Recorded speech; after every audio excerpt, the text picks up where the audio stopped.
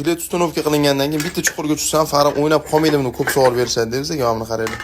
Endi hech kimda DTP bo'lmasa ham, mana DTP bo'lgan farq o'zimizda bilet qo'yib berganmiz, yamaga tushmas farqni ko'rasizlar, qanaqa darajada yo'q bo'lib ketgan mana. Jabralar yomib turibdi, abadovlar sinib ketgan, lekin endi mana qaraylik bilet. Shpilka bilan uстановка qilingan bilet, mo'shni turibdi. Biletga hech nima qilmagan, lekin farq yo'q bo'lib ketgan. Bashti hozir yangi farq yig'amiz. Xudo xolasa olib kelsanglar, mo'shni xotir beramiz. Mashinalar yamaga tushish emas, mana shunaqa qattiq udar bo'lib qolsa ham bilet joyida qoladi. Endi urilishini hech kimga ravo ko'rmaymiz. Mana shunaqa holat bo'lib qolsa ham biletinglar xudo xolasa joyida qoladi. Faqat uстановка mo'shni bo'lsa, bilet shu osilib, oddiy mashinasi tushib qolsa ham hech kim sizlarga donalab sotmaydi. Ikkita sotib olishingiz kerak bo'ladi. Ikkitasi uстановка qilinadi, rasxoti o'ziga yarasha bo'ladi. Keyin bilet uстановка qilinganda bu endi Azom Red Warrior bilet moduli shisha erib ketmaydimi deyshadi. Bilet qo'yilgan ham ko'rasizlar, shisha qalinligini. To'g'rirog'i bu plastmassa bo'ladi.